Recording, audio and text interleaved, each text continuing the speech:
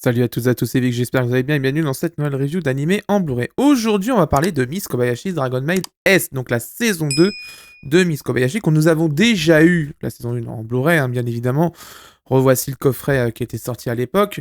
Alors, c'est une série qui a eu la transition casée Crunchyroll. Première chose qu'on peut se constater, effectivement, c'est l'absence de logo d'éditeur sur la face avant du coffret. Ça, c'est quand même cool, ça fait plaisir. Globalement, de ce qu'on voit déjà, ils ont plutôt repris quand même la charte graphique qui a été utilisée à l'époque, à l'excepté du logo qui est un peu plus petit qu'avant, ce qui est un peu normal parce que les persos sont un peu plus bas, etc. Enfin, ça, c'était des choix à la con. Mais bon, voilà, le choix du visuel, c'est peut-être pas celui que j'aurais choisi personnellement, mais bon, après, c'est peut-être imposé aussi par l'arrière droit.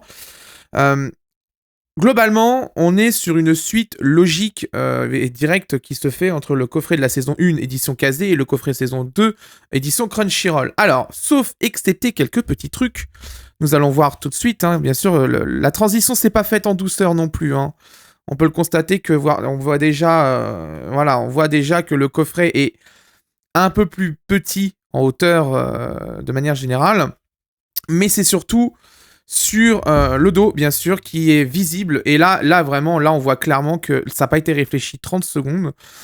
À l'époque, Kazé n'hésitait pas à faire passer le personnage devant son logo parce que de toute façon, l'œuvre est supérieure au logo de l'éditeur. De toute façon, quoi qu'il arrive, c'est une logique. De toute façon, il y a plein de magazines, par exemple au Japon, qui le personnage qui est mis en avant ce jour-là est devant le logo quasiment. On voit quasiment pas le logo qui est derrière, un tout petit peu pour comprendre que c'est ce magazine-là, mais le perso est souvent devant.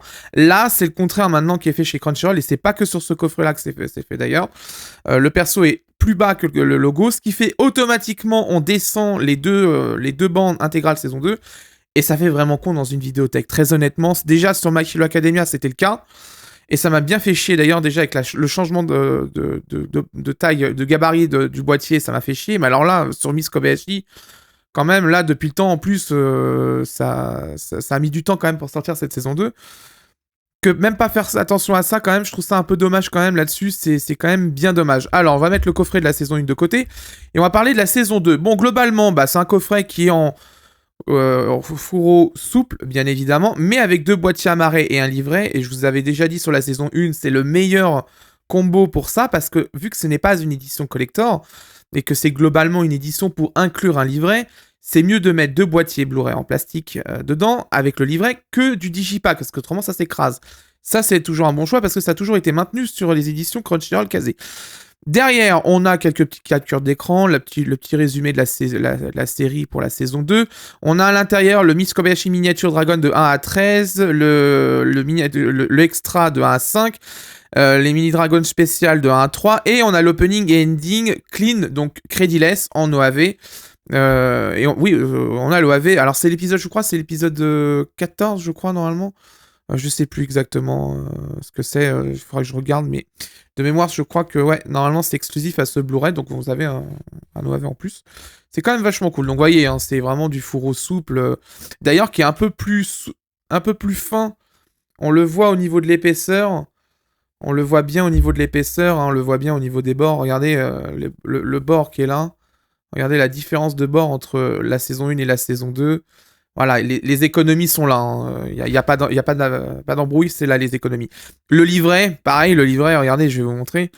Le livret de la saison 1 qui était assez massif, plutôt bien imprimé. Là, sur la saison 2, on le voit déjà. Bon, il y a moins de pages, évidemment, ça se plie un peu plus facilement, mais on sent que le grammage du papier, ça sent que c'est plus la même chose. Que là, c'était quand même pas mal rempli quand même le livret dedans. Là, c'est moins rempli. Donc voilà, on sent qu'il y a quand même eu des petites économies de bout de ficelle à droite et à gauche, quand même, c'est un peu dommage. Donc on a la présentation des personnages, bien évidemment, qui revient ici. Mais ouais, c'est un peu chiant parce que je me dis, le coffret est quasiment vendu au même prix que la saison 1. Et il y a eu une baisse de qualité quand même assez significative dedans. Donc c'est quand même bien dommage. Bon, la présentation des personnages, ça vous connaissez de toute façon. C'est vraiment copier-coller. Vraiment. Je vais regarder juste un truc parce que je voulais voir. Oui, ils ont mis le nom des comédiens en français pour la VF qui est ici. Donc ça c'est cool. Donc voilà, présentation des personnages, les décors, les croquis, etc. Bon, c'est un livret qui est sympa, qui est mignon, il n'y a pas de problème là-dessus. Ça fait le café, c'est pas le problème. Mais on sent quand même que il est quand même moins garni que l'autre. Et surtout, il est quand même beaucoup plus souple qu'avant. Ce qui fait que, bon, c'est un peu dommage pour un coffret. Pour un coffret, comment ça s'appelle Blu-ray, qui est au même prix que la saison 1. Ok, il y a eu l'inflation, etc. entre deux, mais quand même. Ça ne justifie pas tout. Hein. Par exemple, les coffrets Blu-ray Crunchyroll avec les multilangues à 60 €, c'est pas justifié, hein, par exemple. Et on voit quand même pas mal à travers. Hein. Je sais pas si vous voyez, on voit quand même pas mal à travers. Le grammage du papier est vraiment pas très important. Hein, quand même, on voit pas mal à travers les pages. C'est vraiment très cheapos là, quand même, mine de rien.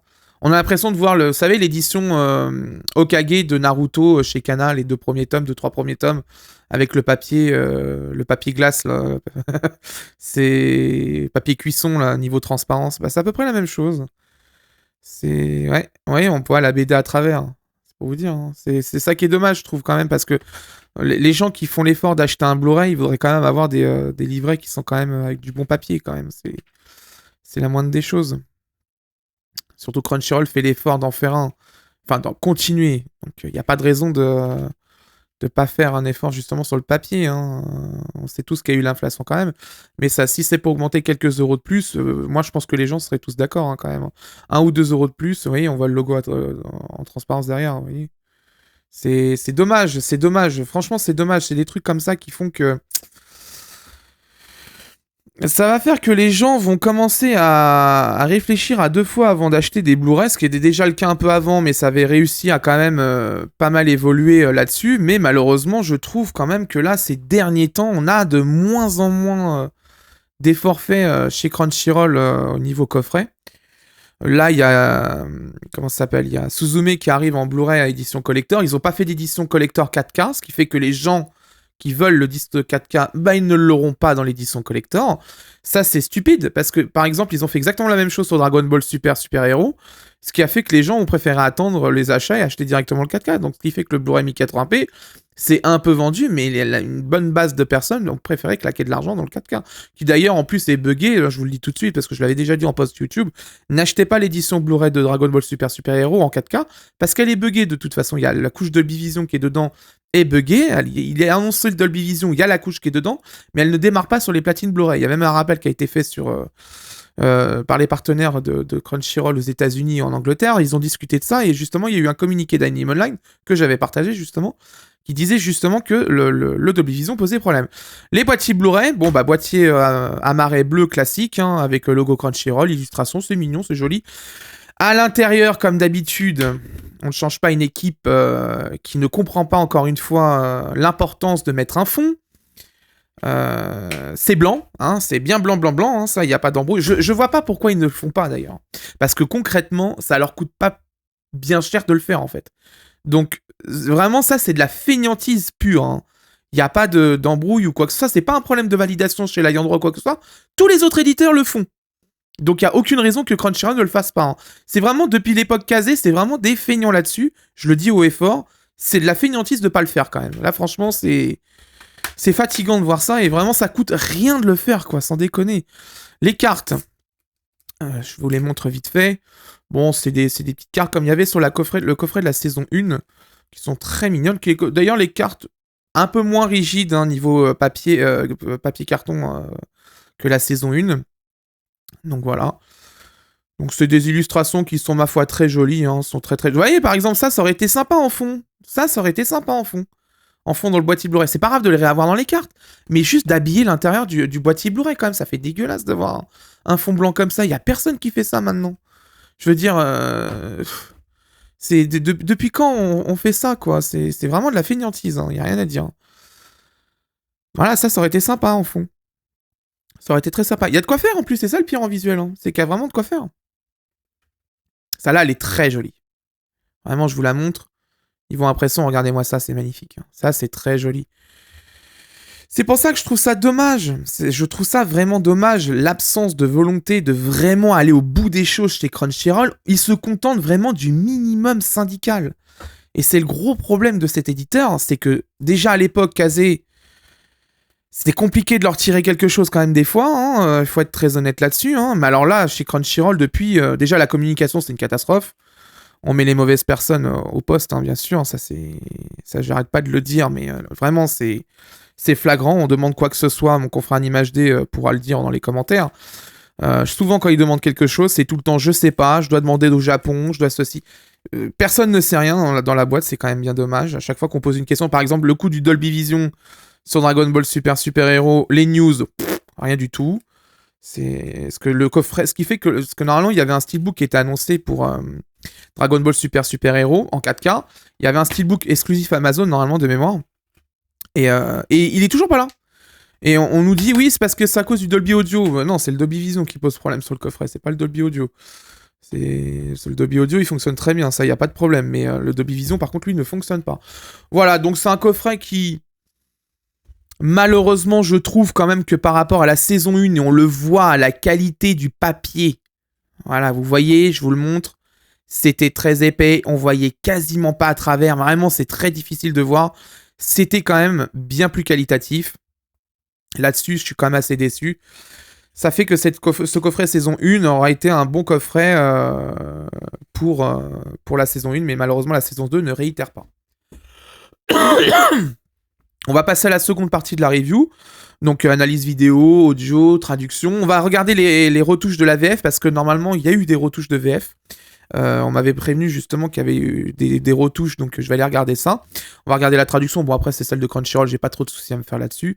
Même si, je crois que de mémoire, la saison 2 de Miss Kobayashi était diffusée aussi sur Wakanim, mais il y avait une différence au niveau du nom. Je crois que CR utilisait Thor, et Wakanim utilisait Thor, mais en Romanji Toru. Donc, ils avaient resté comme ça dans les sous-titres. Je sais pas trop pourquoi d'ailleurs c'était comme ça. C'est bizarre. Est-ce que CR respectait vraiment l'orthographe exacte du personnage, etc. ou Wakanim, j'en sais rien. Mais bon, j'avais vraiment marqué ça justement. Donc on va passer à la seconde partie de la review. Pour vous, ça sera dans quelques secondes, pour moi dans quelques jours. A tout de suite pour la seconde partie de la review. Bon, pour avoir pu comparer enfin Miss Kobayashi Dragon Maid S, donc la saison 2 de Miss Kobayashi, d'avoir pu comparer avec ça avec le Blu-ray japonais. Voici mon avis. Définition 1901 par 1080, classique à la saison 1, FPS 23,76, une compression en H264 et un débit qui avoisine en moyenne les 30 mégabits par seconde. Après un premier coffret très réussi à l'époque de Kazé, c'est l'heure de voir si la suite est de même qualité maintenant que c'est sous le label Crunchyroll. Miss Kobayashi est produit chez Kyoto Animation et on le connaît avec la qualité variable de leur master par moment, mais sur cette série c'est plutôt très bon de ce qui avait été fait déjà à l'époque sur la saison 1. Nous avons visiblement le BD master sur cette saison 2, ça se voit à certaines scènes qui ont été retouchées un petit peu par rapport à la version TV qui était disponible sur Crunchyroll. C'est plutôt une bonne chose, même s'il faut être honnête, il n'y a pas beaucoup de corrections, hein.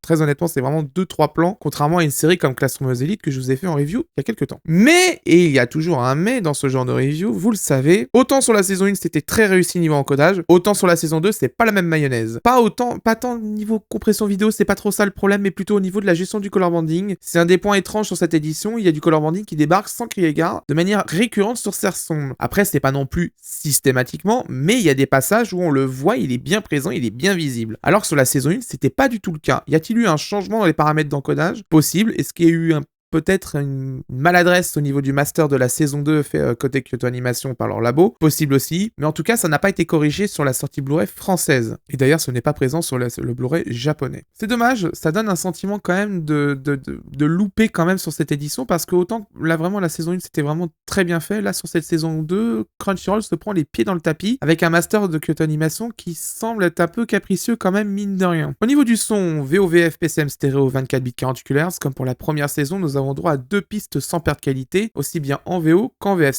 C'est très bon dans l'ensemble au niveau de la VO, très bon mixage, pas grand chose à dire dessus, c'est de qualité, c'est sérieux, aucun souci là-dessus. La VF est produite chez SDI Belgique, c'est donc une VF belge comme pour la première saison que nous avons sur cette saison 2. Elle est plutôt sympathique dans l'ensemble, un bon choix de casting, bonne adaptation vraiment de manière générale, c'est plutôt bon dans l'ensemble, mais moi je m'attendais quand même un petit peu mieux en mixage, c'est quand même dommage, c'est toujours un petit peu en retrait quand même mine de rien là-dessus. Et justement, un internaute qui a reçu le coffret avant moi, qui est abonné à la chaîne, m'a fait remarquer sur l'épisode 3, je vous mettrai un extrait juste après, hein. L'épisode 3 a eu une correction de VF, une réplique était absente au niveau de la VOD, c'était une musique qu'Octor chantait, et du coup elle était absente dans les VOD, mais elle est présente sur le Blu-ray, sauf que manque de bol, pendant le mixage, ils ont oublié de désactiver la VO au moment d'exporter le fichier final, et on se retrouve avec la VO et la VF qui passent en même temps sur la scène. Ça fait vraiment con, faut être très honnête, et ça montre encore une fois qu'un bon contrôle qualité est capital pour une édition Blu-ray. Je vous fais écouter justement la scène en question. Vous allez bien?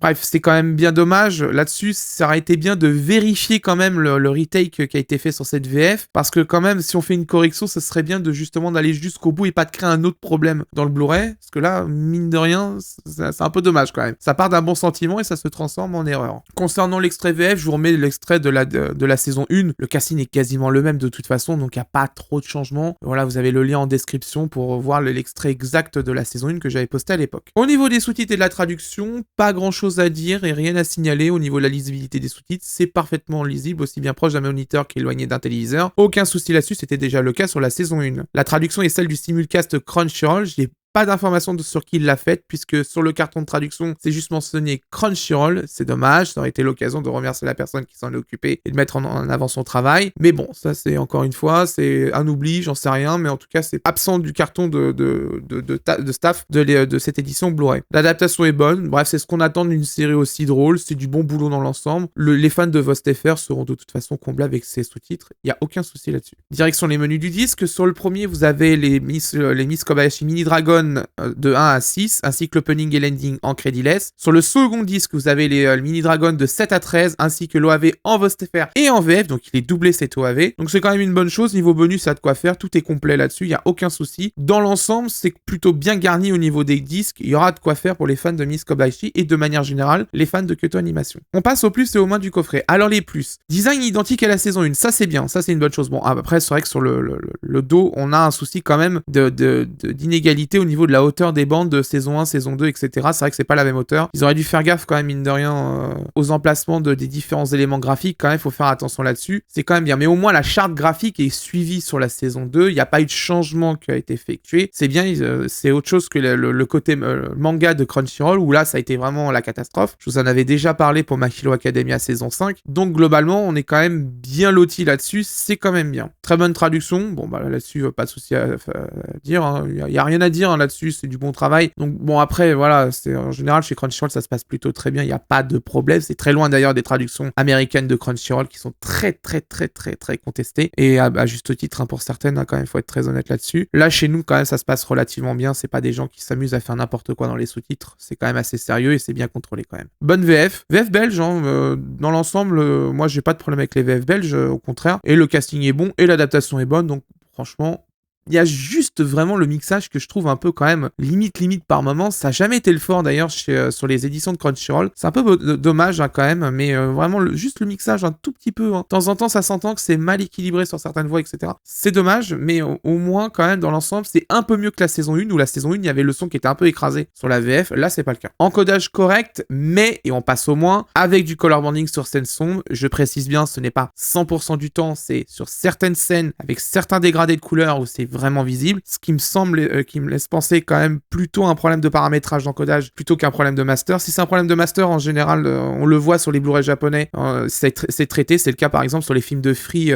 qui sont sortis au Japon, les Blu-ray sont traités contre le color banding, ce qui n'est pas le cas de l'édition française parce que elle n'a pas fait le traitement et ils ont la même source au niveau du master que le Blu-ray japonais. Ça se voit d'ailleurs. Ça se voyait d'ailleurs au niveau des bandes, etc. Sur le Blu-ray japonais, vu qu'il y a un petit design qui a été fait, on voit les petits résidus de bande à certains endroits à l'emplacement. Sur le Blu-ray français, on les voit à cet emplacement-là complet, et donc ça ne laisse aucun doute que c'est le même ProRes qui a été utilisé. Là, je pense plutôt un problème de paramétrage. Si c'est un problème de ProRes, il aurait fallu traiter. En plus, ça coûtait pas cher pour traiter. C'était assez simple avec un système de calque et de et c'était réglé. Ça se pliait en 1 et demie, c'était plié. Hein. Donc concrètement, il n'y avait pas de raison de pas le faire si ça devait être fait. Et le livret un peu mince. C'est vrai qu'il a quand même pas mal baissé en niveau épaisseur du papier, hein, quand même. C'est bien dommage. Même au niveau de la couverture, il est quand même un peu plus cheapos quand même le livret de la saison 2 que de la saison 1. C'est dommage parce que quand même, on attend mine de rien quand même un peu de qualité là-dessus. Au moins, il y a les cartes aussi là-dedans. Je n'ai pas parlé, mais il y a aussi les cartes qui sont à l'intérieur qui sont très jolies. Mais ouais, non, c'est quand même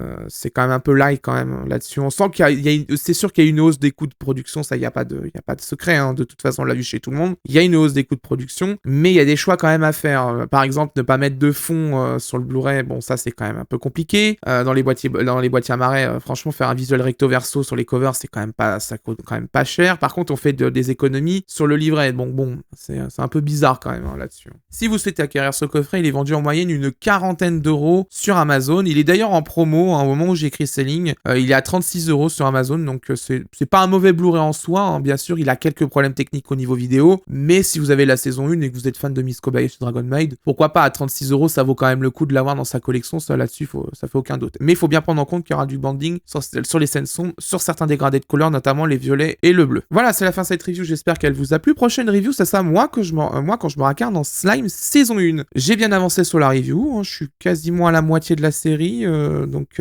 plutôt bien avancé quand même, mine de rien. Il y a pas mal de choses à dire. C'est un coffret qui est assez différent quand même de Miss Kobayashi Dragon Maid, qui est d'ailleurs, je pense, fait aux États-Unis au niveau de l'encodage vidéo. Donc voilà, donc on va voir ce que ça donne. Mais globalement, pour l'instant, ça avance plutôt bien. Donc je pense que la prochaine review, ce sera normalement fin de semaine ou début de semaine prochaine. Au moment où cette vidéo sort, ce sera, moi quand je me regarde en slime, qui sortira direct juste après. Si vous souhaitez soutenir mon travail comme d'habitude, l'abonnement, le pouce bleu, la cloche, vous pouvez aussi laisser un commentaire dans l'espace commentaire. C'est fait pour. Restez courtois comme d'habitude, je vous le répéterai jamais assez. On est lu de toute façon, donc un peu de courtoisie, il n'y a pas de souci, et bien sûr on sait tenir son langage, c'est important, on peut faire exprimer beaucoup de plus de choses sans être insultant, ne vous inquiétez pas, on est lu là-dessus, il n'y a aucun souci. Et bien sûr si vous souhaitez soutenir financièrement mon travail, vous avez le bouton rejoindre qui est disponible, et vous avez les super merci de disponibles. Le bouton rejoindre vous donne accès aux reviews en avant-première, c'est utile si vous avez des précommandes, vous avez des achats à faire dans le mois, ça vous donne un petit peu d'avance, et ça soutient directement mon travail, et si vous souhaitez soutenir mon travail sans faire passer par ça, vous avez les liens Amazon en description, c'est des liens affiliés, ça me redonne une petite commission à chaque achat, et je réinvestis ça dans les coffrets, et les coffrets que j'achète avec ce moyen-là. Ces moyens-là, je les fais regagner de toute façon en fin d'année. C'est d'ailleurs le cas de Suzume, je vous le dis parce que moi Suzume, je voulais juste le prendre en 4K directement, mais comme il sortait plus tard, je me suis dit bon, c'était peut-être pas une bonne idée d'attendre aussi longtemps pour les gens qu'ils puissent avoir au moins un avis sur l'édition collector, donc j'avais pris l'édition collector avec le budget review, et donc je vous le ferai gagner fin d'année, comme c'est prévu à chaque fois, et que je me suis engagé à le faire. Quant à moi, je vous laisse, et d'ici là, portez-vous bien. Ciao.